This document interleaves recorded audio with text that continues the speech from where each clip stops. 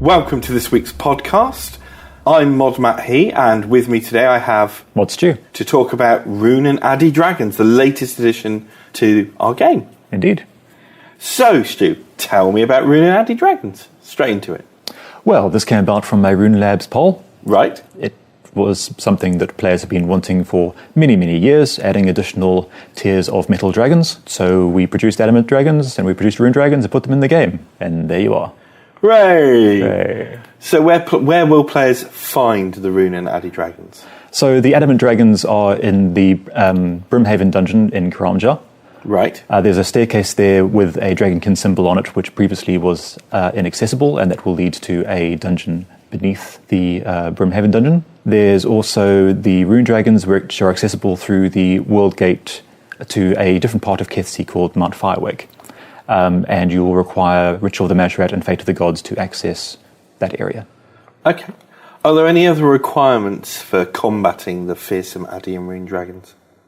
You will need Dragonbane ammunition in order to break through the Rune Dragon's armour. Right. And super anti-fire potions are recommended. Right. Yes, because I hear they hit quite hard sometimes. Sometimes.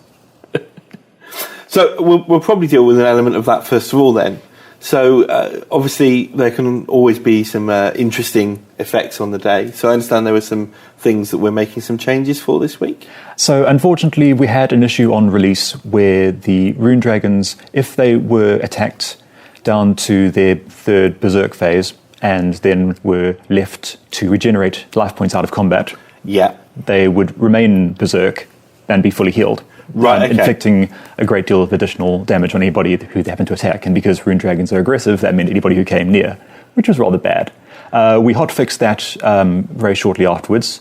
So that's been resolved now. That Berserk damage is now capped to the appropriate phase. We will be resolving the regeneration of its life points in Monday's update. Right, okay. You're going to make a forum post? Yeah, so I've been doing quite a few post-release fixes as well these last couple of days. Tweaks and nudges. Yes, indeed. So a few things like that, because they were very popular on release, which is great, people were having trouble attacking them because the first person who does the attack will be getting the drop in the current mechanics. We'll be making it so that whoever does the most damage will be getting the drop, so it'll be functioning rather like a boss monster. So that will alleviate that issue. We'll be adding in some additional Rune Dragons also to manage any additional overcrowding. We'll be increasing the Slayer and Combat XP to be slightly above Glacior's. We want to keep the wealth generation the most beneficial part of the Rune Dragons, but they'll at least have a baseline XP that's pretty good. Yeah, because there's a balancing between the amount of XP they generate and the amount of cash they generate, isn't there? And obviously we need to keep that balance right. Yeah, and currently the XP is calculated appropriately for the level, but because of having some additional mechanics, it's worthwhile to boost their XP up a little bit.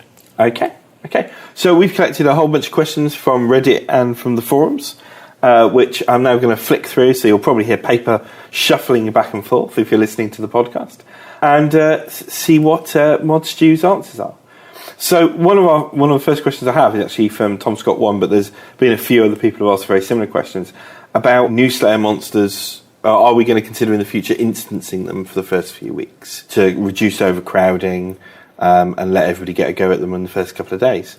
The overcrowding issues tend to only really occur on the first day or two after release.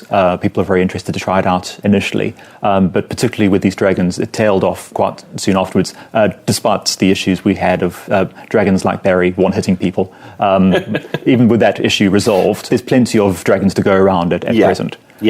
So we don't think that's going to be a regular concern.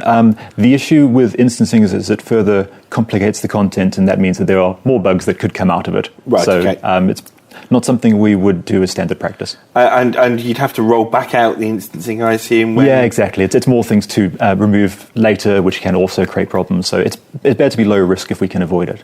Right, okay.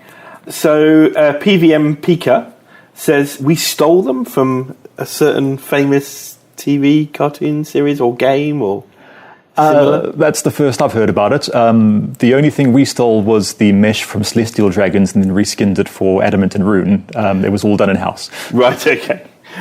Dragons are dragons. You're going to get some reoccurrences. Indeed. Yeah. And we've never heard this joke before. Mm-hmm. Never, ever. But now we've had Addy Dragons and Rune Dragons. Sir Eos Lee asks, is the next step Dragon Dragons? Well, ModMark did say it was a possibility in the future. It's not something we're planning to do at the moment. Currently, the smithing tiers go up to Rune, which is great. So we've now filled out the metal dragons appropriate to the metal bars. Maybe if we add, say, orichalcum bar smithing in the future, there's room for another tier of metal dragons. But we don't have any plans to do Barrows dragons or God Wars dragons or Pop dragons or whatever. I think I'm happy just leaving it at Rune, but we'll see what we have to do in the future. Okay. Mick Music Fan asks, has there ever been any discussion about placing large updates in a beta before releasing them to the game, so we don't get those surprise elements and you get more feedback from players? It's certainly very beneficial to get that early feedback. The first time that I was able to demonstrate the Adamant and Rune Dragons to players was in the week leading up to release when we showed it off in a Twitch Q&A. And I got lots of feedback from players. Honestly, a lot of things that I hadn't thought of myself, because PVM is not really my forte. Yeah. So it would be nice to release the stuff earlier to players. The drawback, though, with adding a beta phase to our projects is that means that individual projects will take longer to release, and that would mean that it may potentially impact how frequently we can get updates out to you. Yeah, because if development for something is, say, 3 months' work, and you add in a beta phase with 2 weeks beta and then feedback and testing, that might push it out by 25 or 33 or more % again. Yep, and that's more time that you're not getting to play the content. Yeah, okay. We tend to beta test mechanical pieces rather than content anyway, don't we? Yeah, things that are more sweeping changes to the game, like fundamental combat mechanics, for example. Yeah. Which makes sense to beta test because it underpins so much more of the content. Yeah. Maybe we can demonstrate the content to you earlier in development. It does mean that it might be a bit more ropey. You'd be seeing more placeholder components, but we'll be able to get feedback from you earlier, which is good. Okay. So, Why So Fishy asks, why don't we get a boost from the Stone of Jazz's residual energy? That's a lore question, clearly, so right up your street. Yeah, so the Stone of Jazz was there for a period of time, but it was taken from Kethsi a long, long time ago. And so there's some residual trace energy from the Stone of Jazz there, but not sufficient to empower the player in the same way that the Stone of Jazz boosted you during Dishonor Among Thieves or the Glacial Caverns. Right, okay, so it's faded much more here, even though, fair enough. And why aren't the outfit and the ring tradable? So, also from Why So Fishy. So the Kethsi outfit was something that Mod Osborne asked me to add in as a prestigious item that it's cosmetic, but players would have the aspiration to get. So if the sort of player who kills these dragons a lot, they can gradually accumulate the pieces of the outfit and be able to show off that dedication to killing off elite dragons. By necessity, that prestigious nature means that the items shouldn't be tradable, so that's all your own work you've put into getting this outfit. And similarly with the ring, we wanted to make it something that was dropped from the elite dragons and was quite rare. Right, okay. I'm not going to ask you about drop rates and spawn rates because I know you've answered some of those on stream and on the forums, and we obviously there's a lot of questions about drop rates and spawn rates that we just won't go into.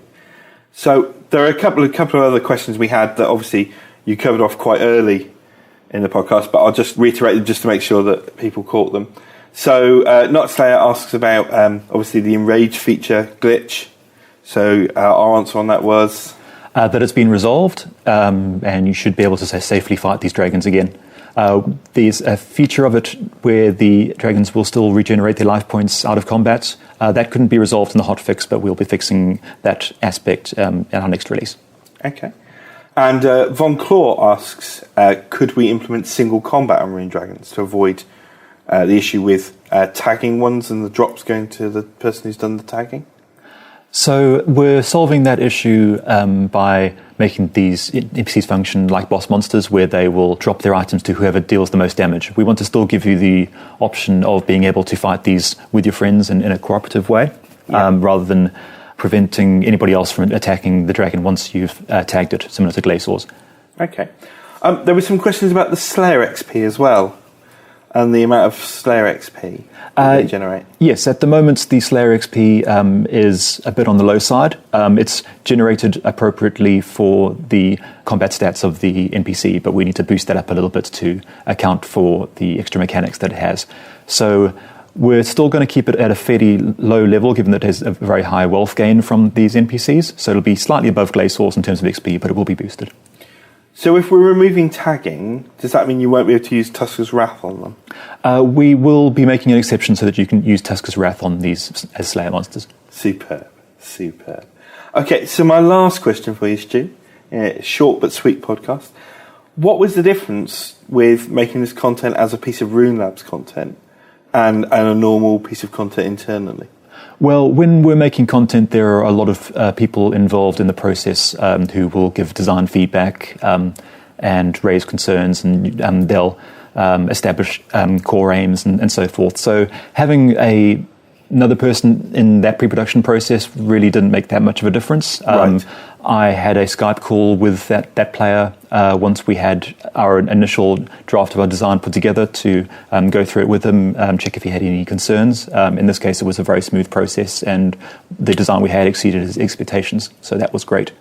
The only other thing was that I was asked to name drop the player in some way, which is why we have this dragonkin called 4K. But that's really the only impact that it had. Right, okay. So my last question is, so who is it we have to thank for the dragons? Yes, so we have Dragon Forsay to thank for this. That was the player who submitted the Rune Labs proposal. Obviously, many players have wanted Adamant and Rune Dragons in the past, but this is what gave it the catalyst to go into development. Brilliant. Well, thanks for coming in today, Stu. You're welcome. And bye. Bye.